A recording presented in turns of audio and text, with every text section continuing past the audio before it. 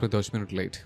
হায়াত ঢুলু ঢুলু চোখে তাকিয়ে মাহিদের দিকে। ঘুম থেকে উঠেই দেখে 7:45 বাজে, অথচ তাকে 8টা বাজে আজ থাকতে বলেছিল। অবশ্য দেরি তো হবেই উঠতে। রাতভর কোরিয়ান ড্রামা দেখছে দুই বান্ধবী। হায়াত হাওয়ার বেগে উঠে ব্রাশটা কোনো মতে করে আবায়া আর হিজাব পরে দৌড়। হিজাবের অবস্থাও বাজে, কোনো পেঁচিয়ে এসেছে আর কি। কপাল ভালো, রিক্সা পেয়ে গিয়েছিল। এসে শুনে মাহিদ ডেকেছে তাকে। এরপর এখন সে মাহিদের কেবিনে। সে খুব চেষ্টা করছে তার চোখ জোড়া খোলা রাখার, তবে মনে হচ্ছে না সে সফল হচ্ছে। হঠাৎ মুখে কিছু আশ্রে পড়ায় হায়াত চমকে উঠে আর্তনাদ করে ওঠে। হাত আপনা আপনি মুখে চলে যায় তার। মুখটা জ্বলে যাচ্ছে পুরো। মাহিদ তার হাতে থাকা গরম কফিটা ছুঁড়ে মেরেছে। হায়াতের চোখ থেকে আপনা আপনি পানি পড়তে লাগলো। আল্লাহ, আমার ফেস!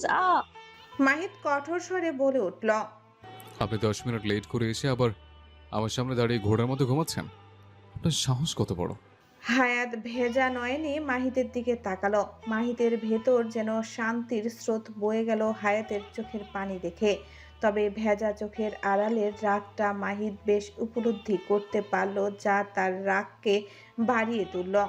একটা ফাইল হায়াতের দিকে ছুঁড়ে মেরে বলল, আপনাকে রিচেক করতে দিয়েছিল না খালি ফাইলটা? কি রিচেক করেছেন? হ্যাঁ, এখানে একটা পেপার মিসিং কেন? আপনার কাছে কি বিজনেসটা ফান মনে হয় মিস হায়াত? হায়াত হাত মুষ্টিবদ্ধ করে চুপ করে দাঁড়িয়ে রইল। অলিভাইয়ের দিকে তাকাতেই হায়াত হতভম্ব হলো। এই প্রথম হায়াত কোনো কুকুরকে হাসতে দেখল। রাগ সপ্তম আসমানে চড়ে গেল তার। আপনার জন্য গতকালকে আমাকে ঠিক কতটা ঝামেলায় পড়তে হয়েছে জানেন? তো চাকরি থেকে বের করে দিন আমাকে, তাহলে তো লেটা চুকে যায়। মাহিদ হালকা হাসলো, রাশভারী স্বরে বলে, সে কথা আপনি আপনার মাথা থেকে ডিলিট করে ফেলেন। এত ক্ষতি করার পর আপনাকে আমি ছেড়ে দেব? ফক ইউর মাইন্ড।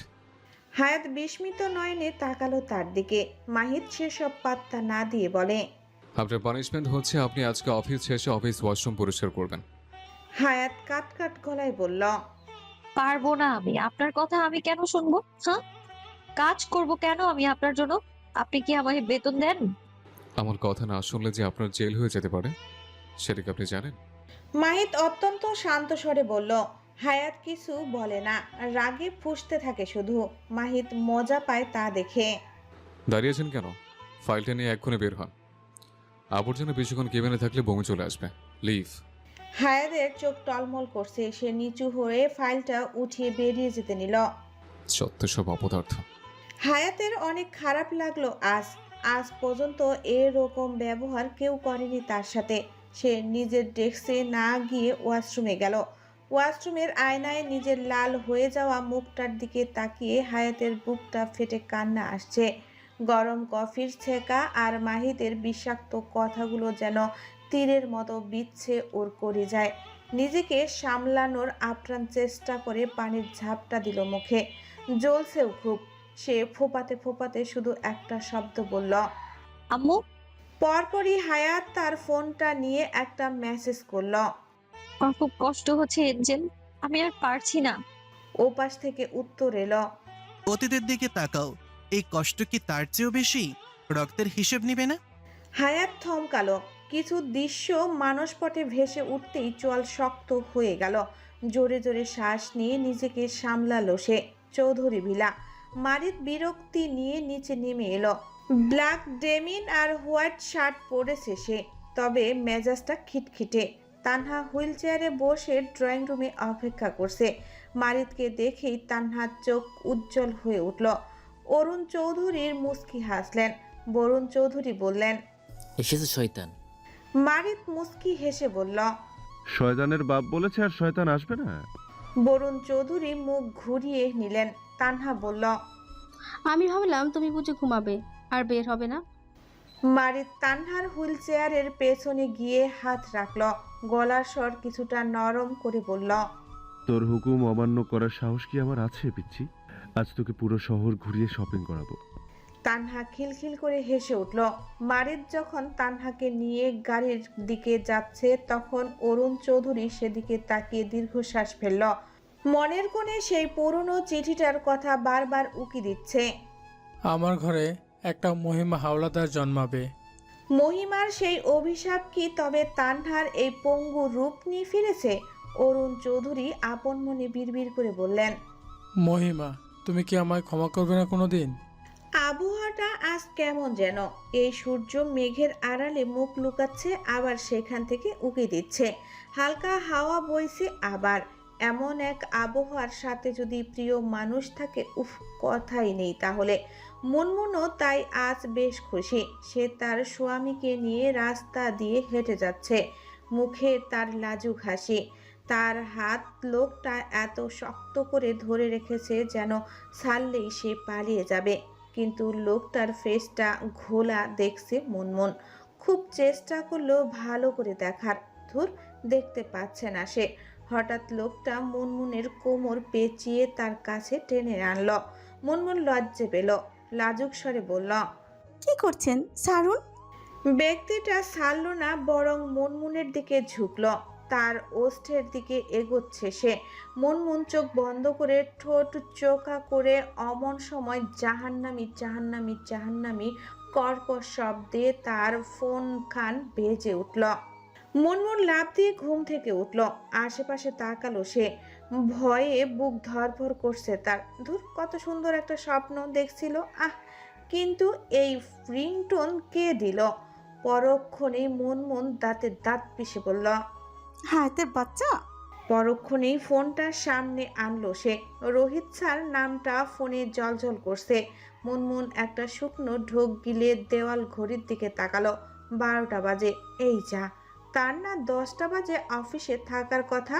মুনমুন ফোনটা রিসিভ করে কোনো মতে, আসসালামু আলাইকুম। ওয়ালাইকুম আসসালাম ম্যাডাম, ভালো আছেন?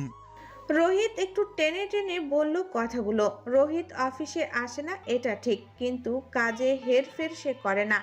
টাইম মেনটেন করে চলাটা তার পছন্দ। মুনমুনের সাথে সে ভালোভাবে কথা বলছে, তাকে একটু সুযোগ দিয়েছে। তাই বলে অফিসকে সে মামার বাড়ি বানিয়ে ফেলবে? রোহিত একটু কঠোর হলো যেন। কথা বলেন না কেন? মুনমুন মিনমিন করে বলল, সরি স্যার। আপনি 10 মিনিটের মধ্যে আমার সাথে অফিসে দেখা করবেন। I don't know how. Rohit কথাটা বলেই কল কেটে দিল। মুনমুন আটকে আসা শ্বাসটা ছাড়লো যেন। কিন্তু 10 মিনিটের মধ্যে কিভাবে কি? অফিসে তো এমনিতেও কোনো কাজ নেই তার।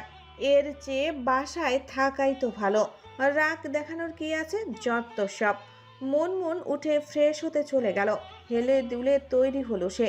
10 মিনিটের মাথায় আগুন দিয়ে সে 1 ঘন্টা পর অফিসে গেল। অর্থাৎ এখন 1টা বাজে। মুনমুন গুনগুন গান গাইতে গাইতে লিফটে উঠল। উঠে সাথে চাপল। এরপর রোহিতের কেবিনের দিকে যেতে লাগলো। মে কাম ইন স্যার? রোহিত খুব মনোযোগ সহকারে কি যেন করছে ল্যাপটপে। এই প্রথম রোহিতকে ল্যাপটপে কিছু করতে দেখলো সে। অবশ্য দেখছেই একদিন। রোহিত গম স্বরে বলল, কামিন। মুনমুন ভেতরে প্রবেশ করলো। সে চেয়ারে বসতে নিলে রোহিত বলল, বসতে বলেছি।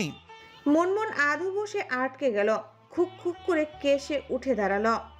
Sorry sir. কয়টা বাজে এখন? মুনমুন চুপ করে রইল। রোহিত হঠাৎ চেঁচিয়ে উঠল, আমি কিছু জিজ্ঞাসা করেছি, কয়টা বাজে? মুনমুন কেঁপে উঠল, খানিক কাপা স্বরে বলে, এই একটা। আপনার আসার কথা কয়টায়? 10টায়। লেট হওয়ার কারণ? মুনমুন নীরব রইল। রোহিত বলল, আনসার দিন। ঘুমাচ্ছিলাম। রোহিত চোখ ছোট ছোট করে তাকিয়ে রইল। পর সে বলল, আপনার হাজবেন্ডের ডেথ সার্টিফিকেট এনেছেন? মুনমুনের মস্তিষ্কে একটা ঠাডা পড়ল যেন। সে তো ভুলেই গিয়েছিল। হায় হায়। রোহিত বলল, এনেছেন? মুনমুনের নীরবতাই যেন উত্তর দিয়ে দিল। রোহিত বলল, আগামীকাল নিয়ে আসবেন অবশ্যই। আজকের মতন আপনাকে মাফ করে দিলাম। আমি আজ থেকে অফিসে জয়েন করেছি, একদম সিরিয়াসভাবে। এই কোম্পানি কাউকেই এমনি এমনি টাকা দেয় না, পরিশ্রমের বিনিময়ে দেয়। আপনার জন্য আমাকে জয়েন করতে হয়েছে, তাই এখন থেকে টাইম মেইনটেইন করবেন। তা না হলে আপনাকে লাথি মেরে বের করতে কোম্পানি দুবার ভাববে না, বুঝেছেন? মুনমুন মুখ ফুলিয়ে উপর নিচ মাথা ঝাঁকায়। লাথি মেরে বের করবে? তোকে আর তোর ভাইকে একদিন লাথি মেরে বের করবে সে। শুধু অনুমতিটা দিক একবার, ফালতু কথাকার। ভাইয়া আমরা এখানে আসলাম কেন? মারিদ সানগ্লাসটা পরে বলল। ভেতরটা কেমন অস্থির অস্থির লাগছে, তাই ভাবলাম মাহিদের পেছনে একটু আগুন লাগিয়ে আসি। তানহা ফিক করে হেসে ফেলল। মারিদ হুইল চেয়ারটা বের করে তানহাকে ধরে বসালো, এরপর সামনের দিকে অগ্রসর হলো। উপরে আসতেই সবাই একে একে দাঁড়িয়ে পড়ল। মারিদ হাতের ইশারায় বসতে ইশারা দেয়। সে সোজা মাহিদের কেবিনের উদ্দেশ্যে যায়। যাওয়ার পথে হঠাৎ একজনের সাথে জোরে ধাক্কা খায় সে। হায়াত মুখ জ্বলছে বলে এ নিয়ে 20 বার পানি দিতে গেছে। আসার পথে চোখ মুছতে মুছতে আসছিল, যার দরুন মারিদকে খেয়াল করেনি। সাইড থেকে আসায় মারিদও খেয়াল করেনি। মারিদ মুখ কুঁচকে বলে, কোন সখিনার মারে? চোখ কি হাতে নিয়ে হাঁটেন? আপনি কি পাছে নিয়ে হাঁটেন? হায়াত সাথে সাথেই বলল কথাটা। তানহা ফিক করে হেসে ফেলেছে এটা শুনে। মারিদ বড় বড় চোখ করে তাকালো তার দিকে। ভ্রুজোড়া শিথিল হয়ে গেল সাথে সাথে। হায়াত মাস্ক পরে রয়েছে, মুখ লালচে হয়ে গেছে বিধায় মারিদের মনে হলো এই চোখ জোড়া তার চেনা, বড্ড চেনা। এদিকে পিয়াস আর রিয়ানা হায়াতকে হাত দিয়ে ইশারা করছে চুপ থাকতে। হায়াত ইশারায় কেন জিজ্ঞাসা করতে লাগলো তখনই। ওই তো মাহিদ ভাইয়া। তানহার কথায় মারিদের হুঁশ আসে। মাহিদ পকেটে হাত গুজে দাঁড়িয়ে। হায়াত মাহিদের দিকে তাকায়। মাহিদকে দেখেই একটা গালি দিল সে। বেয়াদব অলিভারকে দিতেও ভুলল না। সে মারিদের পাশে দাঁড়িয়ে লেজ নাড়ছিল। তানহাকে দেখেই সে দৌড়ে তার কাছে আসতে নিলে হায়াত ভয়ে মারিদের ডেমিন আঁকড়ে ধরে। ওরে বাবা গো! মারিদ হকচকায়। আশ্চর্য, এই ভয়টাও তার চেনা। মাহিদ এ দৃশ্য দেখার জন্য মোটেও তৈরি ছিল না, তার চেহারাই সেটা প্রমাণ। আর এদিকে তানহা অলিভারকে আদর করছে, চুমু খাচ্ছে। অলিভারও তানহার সাথে লেপ্টে গেছে। মাহিদ হঠাৎ ধমকে ওঠে। আপনাকে ঢং করার জন্য রাখা হয়নি মিস হায়াত। যান, নিজের ডেস্কে যান। হায়াত মারিদের ডেমিন ছেড়ে দেয়। ফুসতে ফুসতে নিজের ডেস্কে যায় সে। মারিদ বিড়বিড় করে নামটা। হায়াত, আমার কেবিনে আয়। মাহিদ নিজের ভাইয়ের উদ্দেশ্যে বলল কথাটা। মারিদ সেসব ভাবনা বাদ দেয় আপাতত। কেবিনে প্রবেশ করে মাহিদের দিকে প্রশ্ন ছুড়ে মারিদ। মেয়েটা কি নতুন? তুই জেনে কি করবে? পাল্টা প্রশ্ন করে মাহিদ। মারিদ চেয়ারে বসতে বসতে বলল, আমার পছন্দ হয়েছে, বিয়ে করবো রে।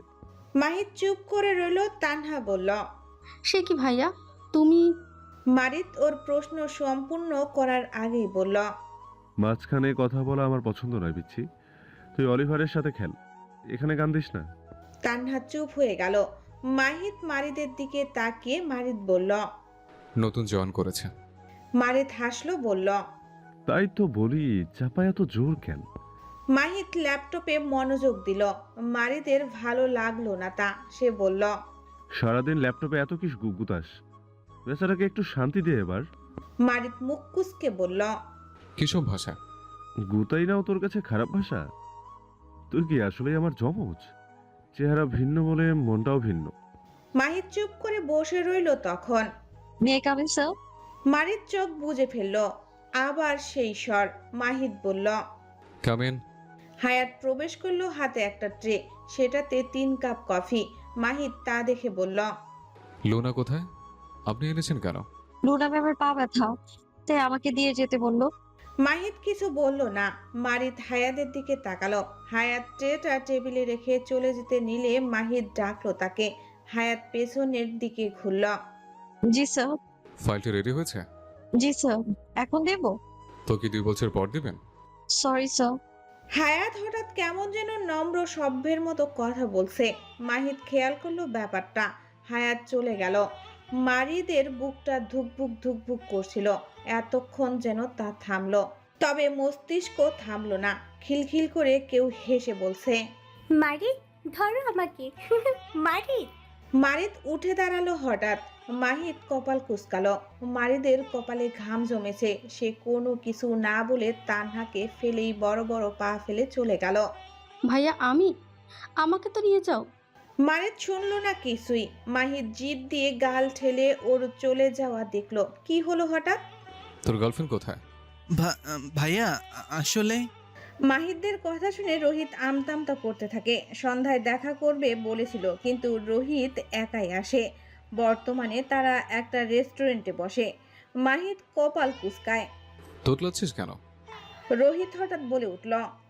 আমি কাল থেকে সিরিয়াস হয়ে যাব ভাইয়া, আই প্রমিস। মাহিদ হাসল। সে তো তুই প্রতিদিনই হোস সিরিয়াস। রোহিত গড়গড় করে বলল। না না ভাইয়া, এবার আমি সিরিয়াস হব। মাহিদ তার ভারী গলায় বলল। আর যদি দুজনেই ফাঁকি দিস? বের করে দিব। আমি ওই দিনকে নিজ দায়িত্বে বের করে দেব, সাথে আমিও বের হব। রোহিত সঙ্গে সঙ্গে উত্তর করে। রোহিতের যে প্রচুর অ্যাক্টিং রোহিত নিজেও জানে তা। মাহিদের মতো বিচক্ষণ ব্যক্তি যে তার ভঙ্গু চঙ্গুর কথা বিশ্বাস করেনি এটা সে জানে, তাই সরাসরি বলে তা। মাহিদের ঠোঁটের কোণটা খানিক বেঁকে গেল। সে কোট হাতে নিয়ে উঠে দাঁড়ায়। এরপর রোহিতের কাঁধ চাপড়ে বলল। Be strict, otherwise I will kick you. সে আর কোনো কথা না বলে উঠে চলে যায়। রোহিত টেবিলে মাথা নুয়ে ফোঁস করে শ্বাস ছাড়ে। তার ফাঁকিবাজির দিন শেষ, কিন্তু সে কেন এত কিছু করছে ওই মেয়ের জন্য? রোহিত পরপরই কেমন লাজুক হাসল। স্যার, ও স্যার। হঠাৎ কারোর ডাকে হুঁশ আসে রোহিতের। ভাবনার সুতো ছিঁড়ে তার। হ্যাঁ। মুনমুন বলল। আপনি কি চোখ মেলে ঘুমান স্যার? রোহিত খুক খুক করে হালকা কেশে নিজেকে ঠিক করে। বলুন। মুনমুন ঠোঁট চেপে হাসে। রোহিত এতক্ষণ কেমন করে হাসছিল যেন মুনমুন দেখেছে তা। হাসছেন কেন? আশ্চর্য। রোহিত যথেষ্ট স্টিক হওয়ার চেষ্টা করছে, এদিকে মুনমুনকে দেখলেই তার হৃদয়টা গলে যাচ্ছে। মুনমুন বলল। সরি স্যার, আর হাসবো না। অথচ মেয়েটা এটা বলার সময়ও হাসছিল। রোহিত মুগ্ধ নয়নে দেখে তা। আনমনেই বলে উঠল। আপনার হাসিটা অনেক সুন্দর। মুনমুন মুচকি হেসে বলল। ধন্যবাদ স্যার। হঠাৎ রোহিতের ফোনটা বেজে উঠল। রোহিত চমকে উঠে খানিক। ফোনটা টেবিলেই ছিল। মাহিদের নাম দেখেই আত্মাটা স্যাপ করে উঠল তার। পরক্ষণেই সে অনেকটা গম্ভীর হয়ে বলল। অফিসটা মজার জায়গা মনে হয়, আর যেন হাসতে না দেখি আপনাকে। যান এখন। মুনমুন ভ্যাবাচাকা খেলো যেন। রোহিত মুনমুনকে দাঁড়িয়ে থাকতে দেখে থমকে বলল। কি হলো? বললাম তো। মুনমুন হকচকিত হয়ে চলে গেল। মুনমুন যেতেই রোহিত উপরের দেওয়ালের কোণার দিকে তাকালো। একটা সিসি ক্যামেরা লাগানো সেখানে। রোহিত সেদিকে তাকে হাত জোর করলো, বোঝালো ভুল হয়ে গেছে তার। সঙ্গে সঙ্গে কলটা কেটে যায়। রোহিত ফোঁস করে শ্বাস ছাড়ল। বেব, বেব কোথায় তুমি? এই তো আমি। অন্ধকার আচ্ছন্ন ঘরটা থেকে একটা মেয়েলি স্বর ভেসে এলো। মারিত এদিকে ওদিকে তাকায়। কোথায় তুমি? আমি দেখতে পাচ্ছি না। এই অন্ধকারে আছি আমি। তুমি কি আমার অস্তিত্ব উপলব্ধি করতে পারছো না? এই তোমার ভালোবাসা। মেয়েটা অনেকটা অভিমানী স্বরে বলল কথাটা। মারিত অনেকটা তেজ নিয়ে বলল। এই, একদম আমার ভালোবাসার দিকে আঙ্গুল তুলবে না। দাঁড়াও না একবার, শুধু হাতে পাই তোমার লুকোচুরি খেলা বের করে দেবো আমি। তখনই খিলখিল করে হাসির শব্দ শোনা গেল। মারিত দুদিকে ঘাড় বাঁকালো। সে অন্ধকারের খুব সাবধানে সামনে পা বাড়ালো। তখন হালকা হাওয়ার বেগে তার সামনে থেকে কিছু একটা গেল। না, যেতে পারেনি।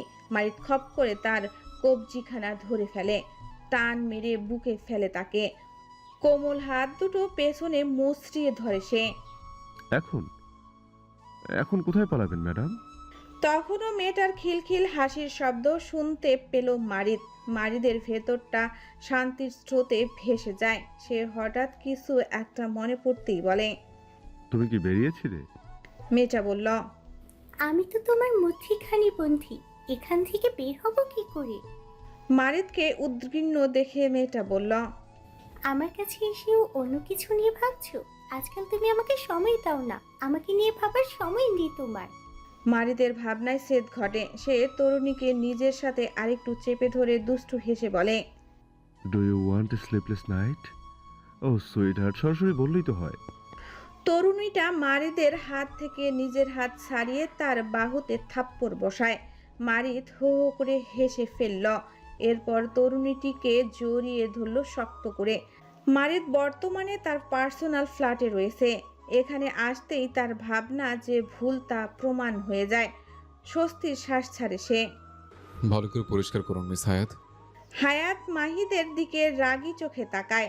ঘড়ির কাঁটায় রাত 8টা বেজে গেছে সেই কখন। বদমাইশটা আজকে একদম কাজের পাহাড় ছুঁড়ে মেরেছে। অফিসের সবাই চলে গেলেও তার যাওয়া হলো না। সকালে সেই যে চা বিস্কিট খেয়ে বেরিয়েছিল, এখন আর পেটে কিছু পড়েনি। কাজের তোপে দুপুরের খাওয়ার সময়টাও পায়নি বেচারি। যখনই তার কাজ শেষ হলো, সে পারছিল না উড়ে বাসায় চলে যেতে। কিন্তু তখনই এই ইতরটা এসে তাকে ওয়াশরুম পরিষ্কার করার কথা বলে।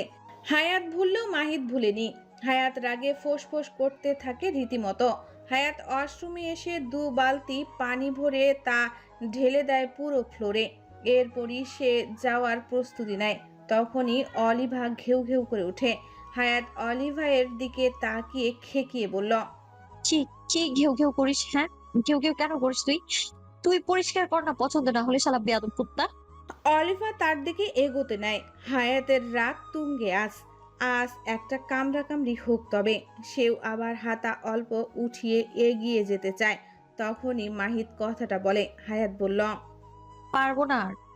আপনাকে বেসিনের এই ফ্লোর এরিয়ার কথা বলিনি। প্রত্যেকটা ওয়াশরুম পরিষ্কার করুন। ইস, ছি না। হায়াত মুখ কুঁচকে বলে। মাহিদ বলল, 5 সেকেন্ডের মধ্যে কাজ শুরু করুন। হায়াত চেতে বলল, কি করবেন না করলে? জেল খাটবো। হায়াত 2 হাত উপরে তুলে মুষ্টিবদ্ধ করে ফেলে, আবার নামিয়ে নেয়। মাহিদ এক ভ্রু উঁচু করে। মাহিদের অধর জোড়া দুদিকে অল্প ছড়ালো। আপনার প্রিয় শব্দ গো পরিষ্কার করুন। যান, প্রিয় জিনিসের কাছে যেতে লেট করতে নেই। মিস হায়াত, ফাস্ট যান।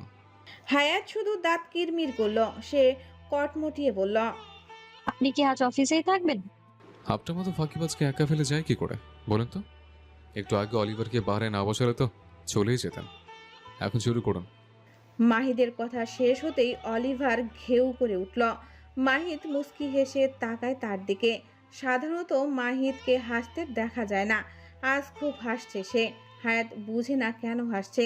তাকে হেনস্থা করতে পারছে যেন। হায়াত মনে মনে ঠিক করে নিল যে এর প্রতিশোধ সে নিবেই। মাহিদ তার কেবিনে চলে যায়। হায়াত তখন বলল, মাহিদ মাহতাব চৌধুরী, আপনাকে দিয়ে যদি আমি পাবলিক ওয়াশরুম ক্লিন করিয়ে না করিয়েছি তবে তবে হায়াত কিছু না পেয়ে অলিভারের দিকে তাকায়। এরপর বলে, তবে আপনার কুত্তার নাম গু চৌধুরী। অলিভার মনে হয় কথা বলতে পারলে বলতো, আরে আমি কি করেছি? আমি কি তোরে গিয়ে গু পরিষ্কার করাইছি? আমারে আনছোস কেন মাঝে? অলিভার তা তো পারল না, তবে ঘেউ ঘেউ করল। হায়াত জিভ বের করে ভেঙ্গালো ওকে। অলিভার এগোতে নিলে হায়াত একটা ওয়াশরুমে ঢুকে পড়ল। দরজার ফাঁক দিয়ে উকি দেয় একটু। অলিভার তার জায়গা থেকে নড়েনি। হায়াত বেকার ভয় পেয়েছে। হায়াত ফোঁস করে শ্বাস ছাড়ল। বেরিয়ে ওয়াশরুমগুলো দেখলো একটু, তেমন অপরিষ্কার না। হায়াত সূচক শব্দ করে সে অলিভারের দিকে তাকায়। এরপর একটা হাসি দেয়। তার দিকে তাকিয়ে বলে, তুই কি তোর মনিবের মতোই সিঙ্গেল? আহারে, বিয়ে শাদী করবি না? আয় তোকে কিছু বেডি কুত্তার ছবি দেখাই। তোর বেরসিক মনিব তো তোর বিয়ে দিবে বলে মনেও হয় না, দেখবি নাকি? অলিভার ঘেউ ঘেউ করে উঠল। হায়াত তার এক্সপ্রেশন দেখে বুঝলো সে বোধহয় নাই বলছে। ধরে যাও রে কুত্তা, আমার সময়টা শুধু আসতে দে। তোকেও ছাড়বো না আমি। তোকে আমি এমন মার দেবো, এমন মার দেবো, এমন মার দেবো যে তুই ভুলে যাবি ব্যথা কি জিনিস। অলিভার জোরে জোরে ঘেউ ঘেউ করতে লাগলো। হায়াত রেগে তার পাশের পানির ভরা বালতি নিয়ে ওর দিকে ছুঁড়ে মেরে বাহিরে দৌড় লাগালো। তবে কিছু দূর যেতেই অলিভার তার পা কামড়ে ধরে। হায়াত ধপ করে পড়ে যায়, চিৎকার করে উঠে জোরে। মাহিদ বেরিয়ে আসে চিৎকার শুনে। এহেন দৃশ্য দেখে সে হকচকিয়ে যায়। সে বলে উঠল, অলিভার, ছাড়ো ওকে।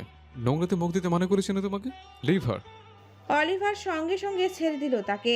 হায়াতের চোখ পানিতে টলমল করছে ব্যথায়, তবে রাগে এখন সে লাল। অলিভার যখন চলে যেতে নিল, তখন হায়াত অতি আশ্চর্য এক ঘটনা ঘটালো। সে অলিভারের পিছনের 2 পা ধরে হাওয়ায় ছুঁড়ে মারল তাকে। মাহিদ হা হয়ে গেল। হায়াত রাগের মাথায় কি করছে নিজেও বুঝতে পারল না। ওইদিকে ঠাস করে অলিভারের পড়ার একটা শব্দ হলো। মাহিদ চোখ বুজে ফেলল। যখন চোখ খুলল তখন দেখলো হায়াত তার একদম সামনে দাঁড়িয়ে। ভোরকে 2 কদম পিছিয়ে গেল সে। হায়াত বলল, আমি নোংরা? নোংরা দেখেছেন জীবনে আদৌ? মনে তো হয় না আয়নায় নিজের চেহারাটা দেখেছেন কোনোদিন। আপনি নোংরা, আপনার 14 গোষ্ঠী নোংরা। মাহিদ নিজেকে সামলাতে পারল না। হায়াতের গলাটা টিপে ধরল সে।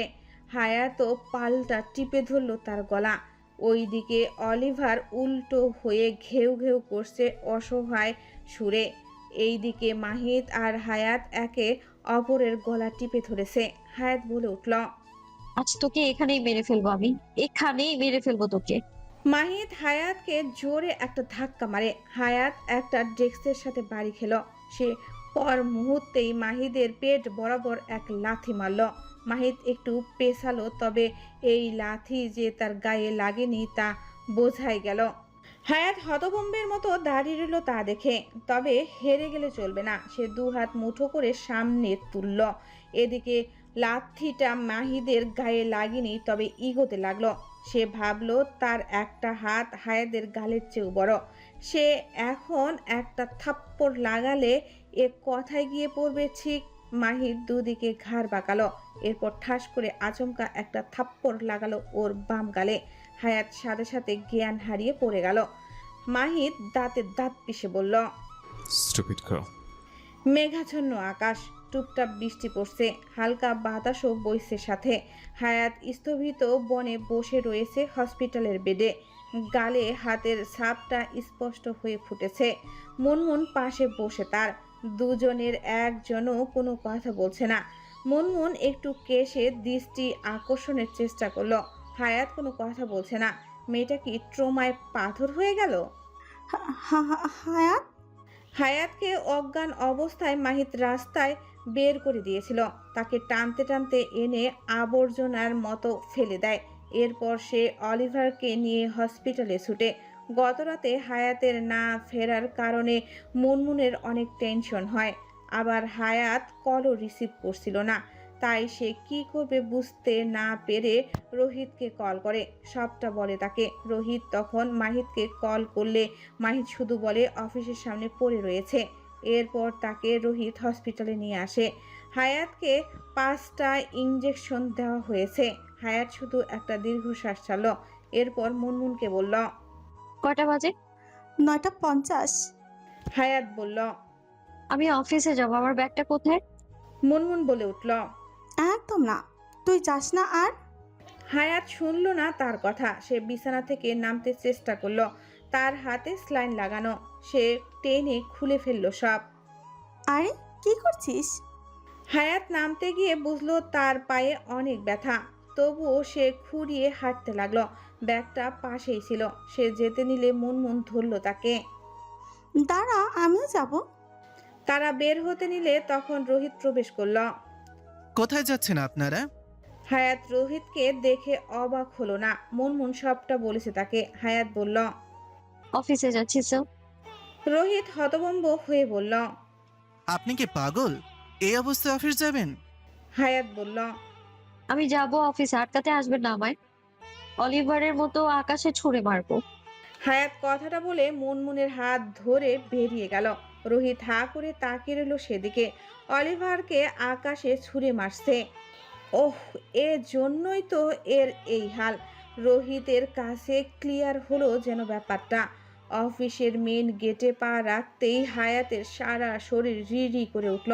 কালকের সেই অপমান, সেই আস্ত কুকুরের মতো ফেলে দেওয়া সব কিছু তপ্ত সীসার মতো তার কানে বাজছে।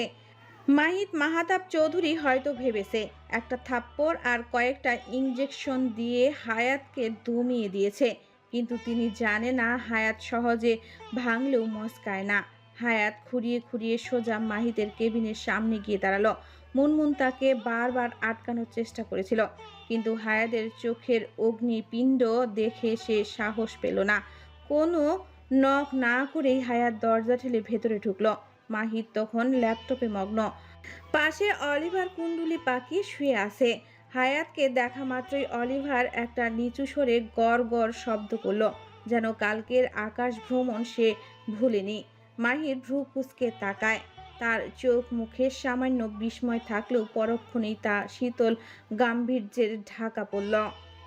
পারমিশন ছাড়া ঢোকার সাহস কোত্থেকে পেলেন মিস হায়াত? আর আপনার তো আজ হসপিটাল থাকার কথা। হায়াত টেবিলের উপর 2 হাত রেখে ঝুঁকে দাঁড়ালো। তার ফ্যাকাশে গালে মাহিদের আঙ্গুলের ছাপ এখনো হালকা লালচে হয়ে আছে। সে ধীরস্থির গলায় বলল, কাল যা করেছেন তার শোধ তুলতে আমি নরক থেকেও ফিরে আসতাম, আপনার দম্ভ চূর্ণ করতে এসেছি। মাহিদ চেয়ারে হেলান দিয়ে বসল, ঠোঁটের কোণে সেই বিদ্রুপপ্রাপ্ত হাসি। শুনে ভালো লাগলো। তা কিভাবে চূর্ণ করবেন? আবার অলিভারকে ছুঁড়ে মারবেন? এবার কিন্তু একা নয়, পুলিশে তৈরি আছে। হায়াত মুস্কি হাসল, যে হাসিটা মাহিদের জন্য একেবারে অপরিচিত। সে ব্যাগ থেকে একটা পেন ড্রাইভ বের করে টেবিলের উপরে সজোরে রাখলো। এই পেন ড্রাইভে আপনার গত 3 মাসে কিছু অফিসিয়াল মিসম্যানেজমেন্টের ডেটা আছে। আমি জানি আপনি অনেক নিখুঁত ফুটফুটে, কিন্তু আপনার অজান্তে আপনার নিচের লেভেলের কিছু মানুষ যে ঘাপলা করছে তা আপনি ধরতে পারেননি। আপনি যদি চান আমি এক্ষুনি এটা বোর্ডে পাঠাতে পারি। মাহিদের চোয়াল শক্ত হয়ে এলো। আপনি আমাকে ব্ল্যাকমেল করছেন? মাহিদের কণ্ঠস্বর এখন বরফের মতো ঠান্ডা। না, আমি শুধু আপনাকে আয়না দেখাচ্ছি। আপনি আমাকে নোংরা বলেছিলেন না? এই যে আপনি আপনার অফিসের ভেতরে জমে থাকা নোংরা এইগুলো পরিষ্কার করার দায়িত্ব কার ছিল? আপনার না, তাই না? আপনি তো শুধু দুর্বল মেয়েদের গায়ে হাত তুলতে জানেন, রাইট? রুমে পিনপতন নীরবতা। বাইরে ঝমঝম করে আবার বৃষ্টি শুরু হয়েছে। রোহিত আর মুনমুন দরজার আড়াল থেকে ভয়ে কাঁপছে। তারা ভাবছে এই বুঝি ৩য় বিশ্বযুদ্ধ শুরু হলো। হঠাৎ মাহিদ উঠে দাঁড়ালো।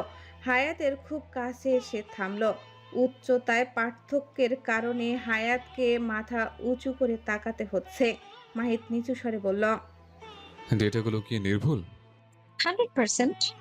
হায়াতের জেদি উত্তর। মাহিদ কিছুক্ষণ স্থির চোখে হায়াতের দিকে তাকিয়ে রইল, তারপর আচমকা বলল, ঠিক আছে, কালকের ব্যবহারের জন্য আই এম নট সরি। কারণ আপনি অলিভারকে মেরেছিলেন, কিন্তু আপনার কাজের প্রতি ডেডিকেশনটা প্রশংসনীয়। আপনি আজ থেকেই মিস লোনার পদে কাজ করবেন, কারণ এই ব্যাপারটা মিস লোনার দেখার কথা। আপনার ডেস্ক চেঞ্জ করুন। হায়াত ভ্যাবাচাকা খেয়ে গেল। সে তো ভেবেছিল আজ হয়তো চাকরি যাবে, নতুবা বড় কোনো ঝগড়া হবে, কিন্তু এই প্রমোশন। আপনি কি পাগল হয়ে গেলেন? হায়াত বিস্ময়ে বলে উঠল। মাহিদ নিজের ডেস্কে ফিরে গিয়ে আবার ল্যাপটপ খুলল। হয়তো, তবে আমি অযোগ্য লোক সহ্য করতে পারি না। আর আপনি প্রমাণ করেছেন আপনি যোগ্য। এখন যান, গালের দাগটা ঢাকতে একটু ময়দা মেখে নিন, দেখতে বাজে লাগছে। আর হ্যাঁ, অলিভারের জন্য কিছু ট্রিট নিয়ে আসবেন কাল। এখনো ট্রমাটাইজড। হায়াত রাগে গজগজ করতে করতে বেরিয়ে এলো। এই লোকটা কি মানুষ না অন্য কিছু, নাকি সে নিজেই কোনো ফাঁদে পড়ে যাচ্ছে? অনাকাঙ্ক্ষিত একটা থাপ্পড়। মাহিদ ভোরকে তাকালো তার বাবার দিকে। বরুণ চৌধুরীর চোখে দাউ দাউ করে আগুন জ্বলছে। রোহিত আর মারিত মুখে হাত দিয়ে ফেলে। রোহিতের তো পা কাঁপছে রীতিমতো। প্যান্ট ভিজে যাবে এমন অবস্থা তার। এই শিক্ষা দিয়েছি আমরা তোমাকে? একটা মেয়ের গায়ে হাত তোলার রাইট কে দিয়েছে তোমাকে? আবার অজ্ঞান অবস্থায় বাইরে ফেলে দিয়েছিলে তাকে। সিরিয়াসলি মাহিদ, মেয়েটার যদি কিছু একটা হয়ে যেত? বরুণ চৌধুরী চেয়ে চেয়ে রাগ মিশ্রিত স্বরে বললেন কথাগুলো। মাহিদ তার জ্বলন্ত চোখ রোহিতের দিকে তাক করে। রোহিতের যায় যায় অবস্থা। সেই বরুণ চৌধুরীকে সবটা জানায়, তবে এত কিছু তো সে আশা করেনি। থাপ্পড় তার ভাবনাতেও আসেনি বিষয়টা। রোহিতের হায়াতের সাথে করা ব্যবহারটা খারাপ লাগে। হাজার হোক, একটা মেয়ের সাথে এমন বিহেভ মানা যায় না। রাগ তো আমারও কম নেই। কই, কখনো তো অফিসে কোনো কলিগের গায়ে হাত তুলিনি আমি। সে ভুল করেছে, ঠিক আছে, তাকে বের করে দাও। এই হাত তোলা, তাকে ওয়াশরুমে পরিষ্কার করতে বলা, এসব কে? তুমি না জেনে কথা বলছো বাবা? মাহিদ বরফ শীতল স্বরে বলল কথাটা। বরুণ চৌধুরী ক্ষেপে গেলেন। কি জানার আছে এখানে? তুমি মেয়েটির গায়ে হাত তুলুনি? মেয়েটাকে এই অজ্ঞান অবস্থায় বের করে দাওনি? আমি একজন ডিকটেটরের মতো তার লিমিট বুঝিয়েছে শুধু। বরুণ চৌধুরী থামলেন যেন এবার। রোহিত ভয়ে কাঁপছে। সে নিজেও তো জানে না কি হয়েছে। হায়াতের গালে হাতের ছাপ দেখে নিজেই মনে করে নিয়েছিল মাহিদের থাপ্পড় খেয়ে সে জ্ঞান হারিয়েছে। আর ওয়াশরুম পরিষ্কার করার কথা তো মুনমুন জানিয়েছিল তাকে, কিন্তু সবচেয়ে বাজে লেগেছিল হায়াতকে ওই অবস্থায় রাস্তায় ফেলে দেওয়াটা। আর এক থাপ্পড় খেয়ে কেউ জ্ঞান হারায় না। কিন্তু আমি তো ওকে। রোহিত কথাটা সম্পূর্ণ করতে পারল না। মাহিদের রক্তচক্ষু দেখে চুপসে গেল। মারিদ চেয়ারে বসে অলিভাইয়ের ব্যান্ডেজ করা মাথায় হাত বুলিয়ে দিচ্ছে। বেচারা এখনো শকে আছে, এমনভাবে কেউ কখনো উড়ায়নি তাকে। আচ্ছা মানলাম নাটক ছিল, কিন্তু তুমি একটা মেয়েকে ওই অবস্থায় রেখে চলে যেতে পারলে? এখন যদি মেয়েটা তোমার বিরুদ্ধে মামলা করে, তুমি তো ফাঁসবে, সাথে কোম্পানির রেপুটেশনটাও খাবে। ফেলে চলে যায়নি আমি, নিষ্ঠুর হতে পারি, তবে কাপুরুষ নয়। মাহিদ চোয়াল শক্ত করে বলল কথাটা। রোহিত যেন আকাশ থেকে পড়ল। সে তো হায়াতকে অজ্ঞান অবস্থায় একাই পেয়েছিল, এখন আবার বলছে সে ফেলে চলে যায়নি। মাহিদকে তো দেখেনি। হঠাৎ মারিদ বলল, মেয়েটার জোর আছে বলতে হবে। অলিভারকে ছুঁড়ে মারা চারটিখানি কথা না। ইস, এমন একটা মেয়ে যদি আমার ভাইয়ের বউ হতো, দিন রাত ডাব্লু চলতো তাহলে বাসায়। বরুণ চৌধুরী খেপে বললেন, এখানে বিয়ের বিষয় টানতে হবে তোমাকে? তুমি কি ভালো হবে না? মারিদ দাঁত কেলিয়ে সুর দিয়ে বলল, বিয়ে না করলে হব না ভালো ছেলে। বরুণ চৌধুরী আর তাকে কিছু বলল না। এর সাথে কথা বলা আর একটা পাগলের সাথে কথা বলা একই। তিনি মাহিদের দিকে তাকিয়ে শুধু বললেন, সব কথা বাদ, মেয়েটার প্রমোশন করাও, ওকে তোমার পিয়ে বানাও, বেতন 2 গুণ বাড়িয়ে যাও, আর যা করা লাগবে সব করো। বিয়েই করে ফেল দরকার পড়লে। হ্যাঁ, দরকার না বুঝেই মারিদের সাথে তাল মিলিয়ে বলতে নিলেন ভদ্রলোক। তবে মাঝপথেই থেমে যান, রাগী চোখে তাকান ছেলের দিকে। মারিদ ঠোঁট চেপে হাসছে। মাহিদ পারছে না এক্ষুনি ওর মুখটা ভেঙে ফেলতে। বরুণ চৌধুরী কোনো কথা না বলে চলে গেলেন হনহন করে। রোহিত কিছু বলতে নিলে মাহিদ বলল, আমার চোখের সামনে থেকে দূর হ। রোহিত আবার কিছু বলতে নিলে মাহিদ তাকে চলে যেতে ইশারা করে। রোহিত ফোঁস করে শ্বাস ছেড়ে চলে যায়। মাহিদ তার হাত মুষ্টিবদ্ধ করে। স্যার, হঠাৎ কারো ডাকে মাহিদের হুঁশ আসে। ভাবনার সুতো ছিঁড়ে তার। গত রাতের কথা ভাবছিল এতক্ষণ সে। সামনে তাকাতেই দেখতে পেল লুনা দাঁড়িয়ে দরজার কাছে। মাহিদ গম্ভীর স্বরে বলল, আসুন। এরপর নিজের হাতে থাকা পেন্সিলটার দিকে তাকাতেই ভরকে গেল। এটা ভাঙলো কখন? মাহিদ জোরে একটা শ্বাস ছাড়ল। বলুন মিস লুনা। লুনা হঠাৎ কাঁদতে আরম্ভ করল। স্যার, আমি কি করেছি স্যার? আপনি আমাকে রেজিগনেশন লেটার দিতে বলছেন কেন স্যার? মাহিদ বলল, কেন আপনি জানেন না? আমার থেকে তো আপনার ভালো জানার কথা। লুনা কপাল কুঁচকায়। ওই দিন যে ফাইলে একটা পেপার মিসিং ছিল, তা কে করেছিল জানো মিস লুনা? লুনা হকচকিয়ে যায়। সে এলোমেলো দৃষ্টি ফেলে। মাহিদের ঠোঁটের কোণ বেঁকে যায়। চিরপরিচিত সেই বাঁকা হাসি খেলা করে তার ঠোঁটে। লুনা কেঁদে বলে ওঠে, স্যার, আমাকে বের করে দেবেন না প্লিজ, আমাকে ক্ষমা করে দিন। আপনাকে এর জন্য আমি বের করতাম না, কিন্তু আপনি কোম্পানির গত 3 মাসের হিসাব গোলমাল করেছেন, অথচ আপনাকে ভরসা করেছিলাম আমি। লুনার কান্না থেমে যায়। সে একটা শুকনো ঢোক গিলল। স্যার, মিস হায়াত না জানালে তো জানতেও পারতাম না এটা। হায়াতের নাম শুনেই লুনার মস্তিষ্কে যেন আগুন জ্বলে উঠল।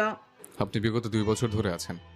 আমি চাই না সবার সামনে আপনাকে ঘাড় ধাক্কা দিয়ে বের করে দিতে। বুঝতে পেরেছেন আশা করি? লুনা মাথা নিচু করে উপর নিচ মাথা দোলালো। আজকে রেজিগনেশন লেটার জমা দেবেন। লুনা মাথা কাত করে মাথা নিচু করেই চলে যেতে লাগলো। তবে যাওয়ার আগে একবার পেছনে তাকালো, বলল, ভালো থাকবেন স্যার। আপনারা ভালো থাকতে দিচ্ছেন কোথায়? এখানে সেখানে তো ঝামেলা বাঁধিয়েই যাচ্ছেন। বের হন তো আপনি। লুনা মাথা নিচু করেই চলে গেল। মাহিদ চেয়ারে হেলান দিল, হাতটা তার গালে রাখলো। এরপর বলল, ফেলে চলে গেলে বোধহয় ভালো হতো, তবে থাপ্পড়ের শোধও তুলব আমি। তবে আর বলছি কি? হায়াত ক্রু হেসে বলল, সবে তো একটা থাপ্পড় খেয়েছে, এখনো অনেক হিসেব বাকি। মুনমুন জুস খাচ্ছে স্টিক দিয়ে। তারা বর্তমানে একটা ক্যাফেতে বসে রয়েছে। অফিস থেকে ছুটি নিয়েছে দুজন। হায়াতের তো যে অবস্থা, ছুটি দিতে বাধ্য। হায়াত বলল, কেমন ভাবে টেনে হিচড়ে ফেলেছিল রে ভাই, পা পুরো ছিলে গেছে। মুনমুন বলল, সবই মানলাম, বাট এভাবে রাস্তায় ফেলে দেওয়াটা মানতে পারছি না আমি। এটা অতিরিক্ত, মাত্রাতিরিক্ত, কাপুরুষের মতো কাজ একটা। হায়াত বলল, চৌধুরী বংশের সব ছেলেই কি এমন? সব কটা হলা কাপুরুষ। মুনমুন একটু হেসে বলল। রোহিত স্যার কিন্তু আবার ভালো আছেন? হায়াত তার দিকে তাকায়, এরপর হালকা হাসলো, এরপর বলল। ভালোদের কপাল সবসময় খারাপ হয়। মুনমুন হায়াতের দিকে তাকালো, এরপর বলল, একে মাফ করা যায় না? না। মুনমুন কিছু বলল না, আর হায়াত স্টিক দিয়ে জুস খেতে লাগলো। তবে তার তীক্ষ্ণ চোখ মুনমুনের দিকে।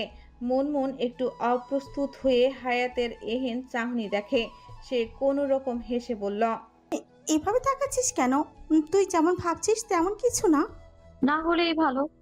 মুনমুন মেকি হাসে একটু। হায়াত অন্যদিকে তাকায়, জীবনের হিসাব কষতে ব্যস্ত হয়ে যায়। আকাশে মেঘের ভেলা ভাসছে, চাঁদ মামা মেঘের আড়ালে মুখ লুকিয়ে। হালকা বাতাস বইছে। মারিত ছাদের দোলনায় বসে রয়েছে, কানে তার এয়ারপড, ঠোঁটে তার হাসির ঝলক। বাইরে ভালোই বাতাস। তুমি কিন্তু খবরদার জানালা খোলা রেখে ঘুমাবে না, ওকে? হ্যাঁ হ্যাঁ, আসবো বাবা, কালকেই আসবো আবার।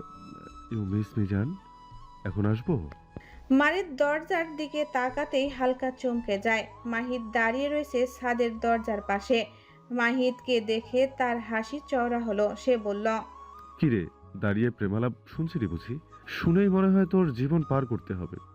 করতে তো পারবি না একটা প্রেম? মাহিত হালকা হেসে তার পাশে এসে বসে। মারিত বলল, তোমার ভাসুর এসেছে জান, 4 সেকেন্ডের বড় ভাই এসেছে আমার, সালাম দাও। মারিত মাহিদের দিকে তাকিয়ে বলল। তোর ভাবি সালাম দিয়েছে। মাহিত অল্প হাসলো। মারিত ওর দিকে একটা ইয়ারবাড বাড়িয়ে দিয়ে বলল, তোর কাছে নাকি আমার নামে কি সব অভিযোগ করবে, নে ধর। মাহিত কেমন কাপা কাপা হাতে নিয়ে কানে গুজল। অথচ মিনিট পার হয়ে গেল, ও পাশ থেকে কোনো সারা শব্দ এলো না। হঠাৎ মারিত মাহিতকে কনুই দিয়ে একটা গুঁতো দিয়ে বলল, তুই শুনছিস নাকি জিজ্ঞাসা করেছে? এরকম হাপলার মতো বসে আছিস কেন, কিছু বল। মাহিত মারিদের দিকে তাকায়। অজান্তেই তার চোখ টলমল করছে। সে নিজেকে কোনো মতে সামলে বলল, জি জি, শুনছি। মারিদ এদিকে ঠোঁট চওড়া করে হাসছে। মাহিত সেদিকে তাকিয়ে থাকে।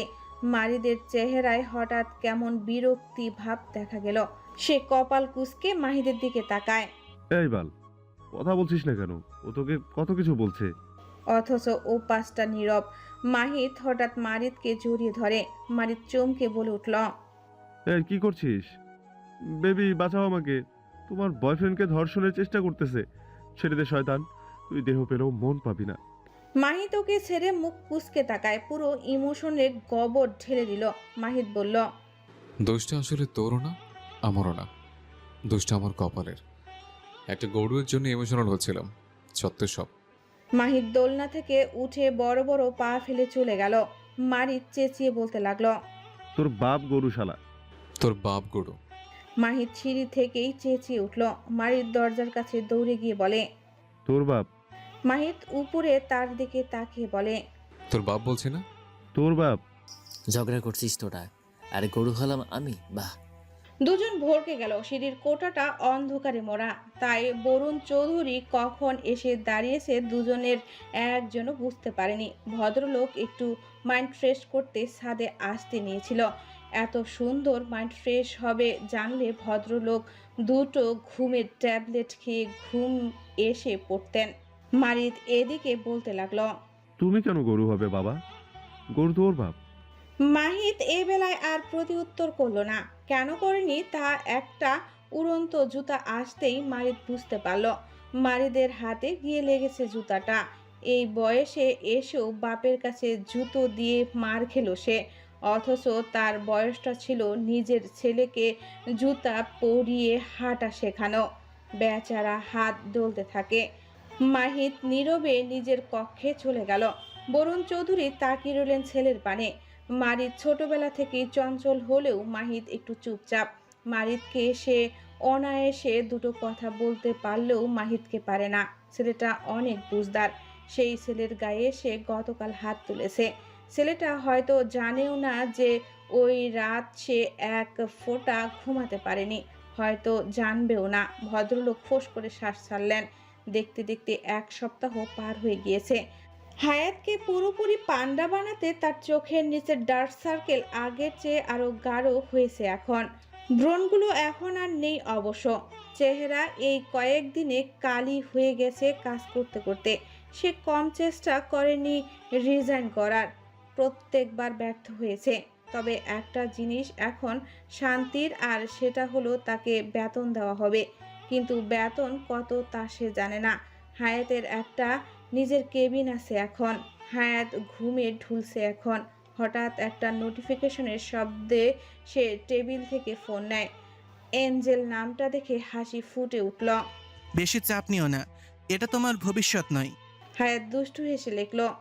10 লাখের জন্য সব পারবো। ওপাশ থেকে একটা ছুরির ইমোজি এলো। হায়াত খিলখিল করে হেসে উঠল। সে মেসেজটাতে হাসির রিয়াক্ট দিল। তখন একটা মেসেজ এলো। সিন করে রাখতে পারো, সমস্যা নেই। I can handle your ego. হায়াত আবার খিলখিল করে হেসে উঠল। আপন মনে বলল, এই বলবে হায়াত ভেঙে পড়ো না, আবার বলবে বেশি চাপ নিও না, পাগল লোক। হঠাৎ হায়াতের টেবিলে থাকা টেলিফোন বেজে ওঠে। সে জানে কে কল করেছে। সে ফোন উঠাতে অপর পাশ থেকে মাহিদের কণ্ঠস্বর ভেসে এলো। আমার কেবিনে আসুন, ফাস্ট। হায়াত কিছু বলবে তার আগেই মাহিদ রেখে দেয়। কিছু গালি বের হলো হায়াতের মুখ থেকে। সে বিরক্ত নিয়ে তার কেবিনের উদ্দেশ্যে যায়। May I come in sir? Come in. Hayat প্রবেশ করলো। ভেতরে আসতেই সে থমকে গেল। পিয়াস আর রিয়ানা ফুলের তোড়া নিয়ে দাঁড়িয়ে। হায়াত একটু ভরকে যায়। মাহিদ বলল, আজ দুপুর 12টা বাজে এনকেদের সাথে আমার মিটিং ছিল। আপনি জানেননি কেন? হায়াতের টনক নড়ে। এটা অনেক বড় একটা ডিল তাদের কোম্পানির জন্য, প্রায় 10 কোটি টাকার। হায়াত ইচ্ছা করেই এটা নোট করেনি। তাও যদি মাহিদ তাকে রেগে বের করে দেয় আর কি। মাহিদ কি এখন তাই করবে? তাকে অবাক করে মাহিদ উঠে দাঁড়িয়ে বলল, আপনি সত্যি অনেক ট্যালেন্টেড একজন পারসন। থ্যাঙ্কস মিস হায়াত। ভাগ্যিস আপনি মনে করেননি যে রেস্টুরেন্টে মিট করার কথা, সেটাতে আজ আগুন লেগেছে। হায়াত হা হয়ে গেল। এত বড় সুযোগটা তার হাত ফসকে গেল। পিয়াস আর রিয়ানা তাকে ফুলের তোড়া দিয়ে বলল, কংগ্রাচুলেশনস হায়াত। হায়াত জোরপূর্বক হাসে, মনে মনে বলে, বালের চুলেশন। কিন্তু এখানে তাকে কংগ্রাচুলেশন করার কি হয়েছে? আপনার বেতন দ্বিগুণ করা হয়েছে। হায়াতের চোয়াল এক হাত ঝুলে পড়ার উপক্রম। কি করতে গিয়ে কি হয়ে গেল? হায়াত তাও জোরপূর্বক হাসলো। ফুলের তোড়াটা নিয়ে কোনো মতে বলল, থ্যাঙ্কস। পিয়াস আর রিয়ানা বাব্বা দিতে লাগলো তাকে। হায়াত এদিকে আফসোসের ছারখার হয়ে যাচ্ছে। লাঞ্চ টাইম এখন। মাহিদ আর রোহিতের একটা মিটিং আছে আজ। রোহিতও আজকাল মিটিংয়ে জয়েন করে। মাহিদ লিফটে উঠতে নিলে হায়াত চেঁচিয়ে ওঠে রীতিমতো। না না, মানে স্যার প্রতিদিনই তো লিফটে যাই, আজকে সিঁড়ি দিয়ে যাই, আসুন। মাহিদ বলল। আপনি যান সকলে। হায়াতের মুখটা ভোঁতা হয়ে গেল। তবে সে হাল ছাড়ল না, বলল, আচ্ছা, আপনি যে মোটা হয়ে যাচ্ছেন সেটা কি খেয়াল করেছেন? আসুন সিঁড়ি দিয়ে যাই, আপনার হেলথের জন্য ভালো হবে। মাহিদের কপালে কয়েকটা ভাঁজ পড়ল। সে মোটা হয়ে যাচ্ছে, প্রতিদিন এক্সারসাইজ করে সে। তাকে কোন দিক দিয়ে মোটা মনে হলো এর? হায়াত আবার বলে উঠল, ও, আপনি তো আবার বুড়ো মানুষ। আচ্ছা, আপনি লিফট দিয়ে যান, আপনার আবার দমে কুলোবে না।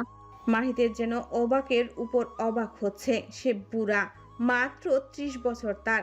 এটাকে বুড়া বলে? সে সিঁড়ি দিয়ে যাবে বলে ঠিক করলো। মাহিদ কিছু না বলে সিঁড়ির দিকে পা বাড়ালো। হায়াত বিশ্বজয়ের হাসি দেয়। সে মনে মনে কাউন্ট করতে লাগলো, 3, 2, 1। হঠাৎ বিকট একটা শব্দ হলো। হায়াত দেওয়ালের সাথে সেটে গেল ভয়ে। ভয়ে চেঁচিয়ে উঠল। ওরে বাবা গো! মাহিদ পরের সিঁড়িতে পা দিতে নিয়েও ফিরিয়ে আনে। পেছনে ফিরে তাকায়। অফিসের সবাই দাঁড়িয়ে পড়েছে। মাহিদ দ্রুত কদমে উপরে আসলো। সে বিস্ময়ে হা না হয়ে পারল না। লিফট দড়ি ছিঁড়ে নিচে পড়ে গিয়েছে। মাহিদ হা হয়ে হায়াতের দিকে তাকায়। হায়াত এক হাত সমান হা হয়ে গেছে। তার মাথায় হাত, কপালে হাত। আরেকটা চান্স মিস হয়ে গেল। এসব কি রঙ্গনীলা শুরু করে দিল তার ভাগ্য? সে চেয়েছিল মাহিদকে সিঁড়ি থেকে ফেলতে, আর আল্লাহ সুযোগ দিয়েছিল লিফট থেকে ফেলতে। একেবারে পটল তুলতো তাহলে। Shit shit shit shit. লিফটের সেই বিকট শব্দের প্রতিধ্বনি যেন মাহিদের কানে তখনও বাজছে। ধুলোর আস্তরণ আর ছিঁড়ে যাওয়া ক্যাবেলগুলোর দিকে তাকিয়ে মাহিদের কপালে বিন্দু বিন্দু ঘাম জমেছে। আর যদি হায়াত তাকে সিঁড়ি দিয়ে নামার জন্য জোরাজুরি না করত, তবে এতক্ষণে সে লোহার খাঁচায় বন্দি হয়ে পরপারে পাড়ি দিত। মাহিদ ধীরে ধীরে মাথা ঘুরিয়ে হায়াতের দিকে তাকালো। হায়াত তখনও পাথরের মূর্তির মতো দাঁড়িয়ে, তার চোখ মুখে এক অদ্ভুত শূন্যতা। মাহিদ ভাবল, মেয়েটা নিশ্চয়ই তার প্রাণ বাঁচানোর আনন্দনে নিস্তব্ধ হয়ে গেছে। কিন্তু হায়াতের মনের ভিতর তখন চলছে অন্য যুদ্ধ। সে মনে মনে বিড়বিড় করছে, হে আল্লাহ, এই কি করলে? শালারে লিফটে পাঠালে তো এতক্ষণে পটল আলু সব তুলতো। ধুর। মাহিদ হায়াতের সামনে এসে দাঁড়ালো। তার গাম্ভীর্য এখন কিছুটা শিথিল। সে নরম গলায় বলল, মিস হায়াত, আপনি আজ যা করলেন, আপনি কি আগে থেকে জানতেন যে লিফটের সমস্যা আছে? হায়াত আমতা আমতা করে বলল, জি, মানে না স্যার, আমি তো জাস্ট আপনার ভুঁড়ির কথা ভেবে আহ, মানে স্বাস্থ্যের কথা ভেবে ওটা ওটা তো কোইন্সিডেন্স। মাহিদ হালকা হাসলো। এই প্রথম হায়াত তার ঠোঁটে বাঁকা হাসির বদলে একটা কৃতজ্ঞতার আভা দেখল। মাহিদ বলল, আপনার এই কোইন্সিডেন্স আজ আমার জীবন বাঁচিয়ে দিয়েছে। আপনি আমার জন্য যা করলেন তার প্রতিদান শুধু ইনক্রিমেন্ট দিয়ে হয় না। হায়াত মনে মনে বলল, প্রতিদান দিতে চাইলে এক বালতি বিষ এনে দাও, আমি নিজে খেয়ে মরি। কেন যে সিঁড়ি দিয়ে নামতে বললাম? মিস হায়াত, আপনার বেতন 3 গুণ করা হলো। আর সবার সামনে দাঁড়িয়ে এই কোম্পানি আপনাকে কথা দিচ্ছে যে ভবিষ্যতে কোনোদিন টাকার সংকটে পড়লে এই কোম্পানি আপনাকে সাহায্য করবে। মাহিদের কথা শেষ হওয়ার সাথে সাথে করতালির শব্দ ভেসে এলো চারিদিক থেকে। হায়াত হা হয়ে গেল। চোখ দুটো জলজল করে উঠল তার। মুনমুনেরও একই অবস্থা। সে এত জোরে হাততালি দিচ্ছে যে তা সবার কানে কর্কশভাবে লাগছে। হায়াত মনে মনে বলল, একটা ভুল সারা জীবনের সুখ হয়ে গেল। আহা, হায়াত হালকা হেসে বলে উঠল, থ্যাংক ইউ স্যার। হঠাৎ একটা আর্তনাদ ভেসে এলো। সবাই চমকে পেছনে ফিরল। মাহিদ সিঁড়ির দিকে এগিয়ে যেতেই দেখল রোহিত উল্টো হয়ে পড়ে রয়েছে। তার এক হাত কোমর ধরে রয়েছে। মুনমুন রোহিতকে এভাবে দেখেই হু হু করে হাসতে লাগলো। সবাই তার দিকে ঘুরে তাকালো। রোহিত নিজেও ঘাড় ঘুরিয়ে তাকায়। সবাই চুপ হয়ে রয়েছে, শুধু মুনমুন হু হু করে হাসছে। তার হাসির শব্দ যেন প্রতিটি দেওয়ালের কোণে বাজছে। হায়াদের খারাপ লাগলো রোহিতকে দেখে। কাকে ফেলতে চাইলো আর কে পড়ে গেল। মুনমুনকে হাসতে দেখে একটা মৃদু ধাক্কা মারল। এই শালি চুপ কর, সবাই তাকিয়ে আছে। মুনমুনের হাসি থেমে গেল। সে সবার দিকে তাকিয়ে মিনমিন করে বলল, সরি। সবাই আবার ফিক করে হেসে ফেলল। রোহিত লজ্জা পেয়ে মাথা ফ্লোরের সাথে মিশিয়ে ওভাবেই পড়ে রইল। হায়াত মুনমুনকে খোঁচা মারতেই মুনমুন বলে উঠল, দাঁড়ান স্যার, আমি আসছি। মুনমুন কথাটা বলে সিঁড়ি দিয়ে নামতে নেয়। বিধিবাম সাবান মেশানো পানিতে পা পড়তেই ফুল স্পিডে সে রোহিতের পিঠে গিয়ে পড়ে। এরপর দুটো চিৎকার। হায়াত চোখ খিচে ফেলল। মাহিদ কপাল কুঁচকালো। এভাবে পিছলে পড়লো কেন? সে হায়াতের দিকে তাকালো। হায়াত হঠাৎই চেঁচিয়ে বলতে লাগলো, কে এখানে সাবানের পানি ফেলেছে? হ্যাঁ, কে ফেলেছে? মাহিদ তখন গম্ভীর স্বরে বলে উঠল, সিসিটিভি ফুটেজ চেক করলেই তো হয়। হায়াতের ভেতরে টর্নেডো শুরু হয়ে গেল। শিট, তবে ভাগ্য এক্ষেত্রে তার সাথে দুশ্মনীগিরি করলো না। মিস হায়াত, আপনি সিসিটিভি ফুটেজ চেক করুন। এরপর যে এটা করেছে তার মাইনে কাটুন এই মাসের। হায়াত হা হয়ে গেল। চোরের উপর দায়িত্ব দিচ্ছে চোর খোঁজার। হায়াত মনে মনে একটা কুটুলি হাসি দিল। সে বলল, আচ্ছা স্যার। আজকে মিটিংটা ক্যান্সেল করে অন্যদিন সময় নেন আর ওদেরকে হসপিটাল পাঠান। চত্বচব অকর্মণ্য। মাহিদ রোহিত আর মুনমুনের দিকে তাকিয়ে কথাটা বলে নিজের কেবিনে চলে গেল। খুব হয়েছে, বেশি হাসছিলেন না আপনি? মুনমুন নিজের কোনোই ডলতে লাগলো। দারুণ ব্যথা পেয়েছে মেয়েটা। রোহিতও সিধে হয়ে বসে কোনো মতে। হায়াত করুণ চোখে তাকালো তাদের দিকে। ইসরে, মুনমুনটাও আঘাত পেল। আজকে মেয়েটাকে মেল্লা কিছু কিনে দিতে হবে রে, তা না হলে হায়াত শেষ। কিনে দেওয়ার কথা মাথায় আসতেই হায়াদের মনে পড়ল মাহিদের বলা কথাটা। ভবিষ্যতে কোনো দিন টাকার সংকটে পড়লে এই কোম্পানি আপনাকে সাহায্য করবে। হায়াত শয়তানি হাসি দিয়ে এখনই ছুটল মাহিদের কেবিনের উদ্দেশ্যে। মেয়েটা অজান্তে আমাকে 2বার আজ প্রাণে বাঁচালো। আমি কি তাকে ক্ষমা করে দিব অলিভার? তাকে এভাবে কাজ দিয়ে টর্চার করে কি অফ করে দেওয়া উচিত আমার? অলিভার ড্যাব ড্যাব করে মাহিদের দিকে তাকিয়ে, মাহিদ চেয়ারে হেলান দিয়ে কিছু ভাবছে সে। তখনই হায়াত নক করলো। May come in sir? Mahid তার ভাবনা থেকে বের হলো, নিজেকে ঠিক করে বলল। Come in. হায়াত প্রবেশ করলো। মাহিদ নিজেকে ব্যস্ত দেখাতে ল্যাপটপে কী সব করতে লাগলো। অলিভার হায়াতকে দেখতেই মাহিদের পায়ের কাজটায় চেপে বসে রইল। এখনো সে ওই দিনের আকাশ ভ্রমণটা ভুলতে পারেনি। হায়াত খেয়াল করলো ব্যাপারটা, মনে মনে কুটুলি হাসি দেয় সে। বলুন মিস হায়াত। হায়াত একটু নিজেকে ধাতস্থ করে বলল। স্যার আমাকে 10 লাখ টাকা দিন। মাহিদ কপাল কুঁচকে বলে উঠল। হোয়াট? হায়াত তৎক্ষণাৎ বলল। একদম পটি খাবেন না স্যার। আপনি তখন বাইরে বলেছিলেন যে আমি কখনো টাকার সংকটে পড়লে হেল্প করবেন আমার। মাহিদ বিরক্ত মাখা কণ্ঠে বলল। আপনি এত 10 লাখ করেন কেন সবসময়? হায়াত অসহায় স্বরে বলল। আমার লাগবে। কি করবেন এই টাকা দিয়ে আমিও শুনি। It's personal sir. তাহলে টাকা আপনি পাচ্ছেন না, যেতে পারেন। হায়াত বড্ড অস্থির হলো এবার। সে বলল। Sir please try to understand, এটা আমার পার্সোনাল বিষয়। মাহিদ হায়াতের দিকে তাকালো এ পর্যায়ে, এরপর বলল। আমি যে আপনাকে এতগুলো টাকা দিব, এরপর যদি আপনি এই টাকা দিয়ে অনৈতিক কিছু করেন, যদি গাঁজা মদ খান।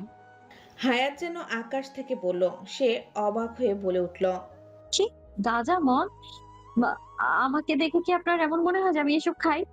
মাহিদ ফিসেল হেসে বলল। আপনার চোখ দেখলে বোঝা যায় সব। পান্টারাও হার মানবে আপনার চোখের যত ডার্ক সার্কেল। তাছাড়া সকালে তো গাঁজাখোরদের মতোই চোখ লাল ছিল আপনার। হায়াত হা হয়ে গেল। এ কেমন অপমান, তাকে গাঁজাখোরের মতো দেখতে। মাহিদ পরপরই বলল। উপযুক্ত কারণ না দেখাতে পারলে টাকা আপনি পাবেন না। হায়াত এখনো ট্রমাটাইজড। কি বলল এসব মাহিদ? তাকে কি সত্যি আজকাল এমন দেখাচ্ছে? মাহিদ হায়াতকে দাঁড়িয়ে থাকতে দেখে বলল। আপনার বলা শেষ হলে আসতে পারেন। হায়াত রোবটের মতো চলে গেল। সে যেতেই মাহিদ হেসে ফেলল। পরপরই সে তার গম্ভীর কোষা মোডে ফিরে আসলো। তা না হলে আবার তার জাত চলে যেত যে। অফিস ছুটি হয়েছে। আজ এত দুর্ঘটনা ঘটেছে যে সবার আজ সন্ধ্যায় 6টায় ছুটি হয়েছে। তাও কাজ শেষ করেই যেতে হবে। মাহিদের আদেশ। সবাই গোছগাছ করছে। হায়াতও নিকাব পরে তার ব্যাগটা নিয়ে বেরিয়ে আসলো। বাহিরে আসতেই পিয়াস আর রিয়ানার সাথে দেখা। হেই কিউট লেডি, আজকাল আমাদের পাত্তাই দিচ্ছ না। পিয়াস বলল কথাটা। হায়াত হেসে ফেললো, বলল। আপনাদের বজ্জাত বস সময়টা দিচ্ছে কোথায়? কাজের পাহাড় দিয়ে রেখেছে একদম। ওরা একসাথে সিঁড়ি দিয়ে নামতে লাগলো। রিয়ানা বলল। কিভাবে আজকে এত বড় বিপদ থেকে স্যারকে বাঁচিয়ে নিলে তুমি? তাও একবার না, দুইবার। আমরা জাস্ট অবাক। হায়াত বিনিময়ে শুধু হাসলো, যা তার নিকাবের আড়ালে রয়ে গেল। পিয়াস বলে উঠল। এই যে হ্যাঁ, তোমার স্যালারির অর্ধেক কিন্তু আমার। 3 গুণ বাড়ছে আজ তোমার স্যালারি মিয়া। রিয়ানা পিয়াসের মাথায় চাটি মারল। তোরে দিবে কেন? তুই কোন বাল ফেলাইতেছোস? পিয়াস বিরক্তিতে চসূচক শব্দ করে বলল। মাথায় না রিয়ানা, আবার বলছি মাথায় মারবে না। রিয়ানা বরাবরের মতো আরেকবার মারল। হায়াত ফিক করে হেসে ফেলল। রিয়ানা বলল। তোকে ভয় পাই আমি? পিয়াস কটমট করে তাকায় ওর দিকে। রিয়ানা ওকে সামনে ঠেলে বলল। আব্বে যা যা চল। পিয়াস একটা ভেংসি কাটলো মেয়েদের মতো করে। হায়াত হো করে হেসে ফেলল। আজকে হায়াতকে একাই বাসায় যেতে হবে। সন্ধ্যা হয়ে এসেছে। রিয়ানা পিয়াসের বাইকে উঠে বলে উঠল। হায়াত একা যেতে পারবে তো? হায়াত একটু হেসে বলল। জি জি, সমস্যা নেই। রিয়ানা বলল। আচ্ছা সাবধানে যেও, বাই। হায়াতও হাত নাড়িয়ে বিদায় জানালো। রিকশার জন্য অপেক্ষা করতে লাগলো। মিনিট খানেক পর একটা পেল, তবে ভাড়া বেশি বলায় সে যেতে রাজি হলো না। হায়াত এক পর্যায়ে বিরক্ত হয়ে সামনের দিকে হাঁটা আরম্ভ করলো। সূর্য ডুবে পুরোপুরি আধার নেমে আসলো। রাস্তার ল্যাম্পপোস্টের হলদে আলোয় আলোকিত হলো চারপাশটা। হায়াত হঠাৎ দাঁড়িয়ে পড়ল। অন্ধকারে সে রাস্তা চিনছে না। সে তো রিকশায় বসতো আর কোনো দিকে তেমন খেয়ালই করতো না। হায়াতের মনে আসছে যে একটা ভাঙ্গা রাস্তা দিয়ে আসে সে, কিন্তু এখানে তো দুদিকে দুটো রাস্তা চলে গেছে। হায়াত ভাবলো একটু হাঁটাহাঁটি করা যাক, রাতে হাঁটাহাঁটি করার মজাই আলাদা। সে আল্লাহর নাম নিয়ে বাম দিকের রাস্তা দিয়ে যাওয়া শুরু করলো। হারিয়ে তো আর যাবে না সে, ফোন তো আছেই। হায়াত রাস্তার দিকে যাওয়ার সময় খেয়াল করলো খুব একটা মানুষজন নেই এখানে। হায়াত আল্লাহর নাম নিয়ে এবার উল্টে যাওয়া শুরু করলো, কারণ সে খুব ভালো করেই বুঝলো এ রাস্তা সে রাস্তা নয়। হঠাৎ কোথা থেকে একটা বাইক এসে থামলো তার সামনে। মুখে গামছা বাঁধা দুটো লোক নামলো। ঘটনাটা এত দ্রুত ঘটলো যে হায়াত কিংকর্তব্য বিমুখ হয়ে গেল। একটা লোক তার ব্যাগ ধরে টানাটানি শুরু করলো। হায়াত চেঁচিয়ে উঠল,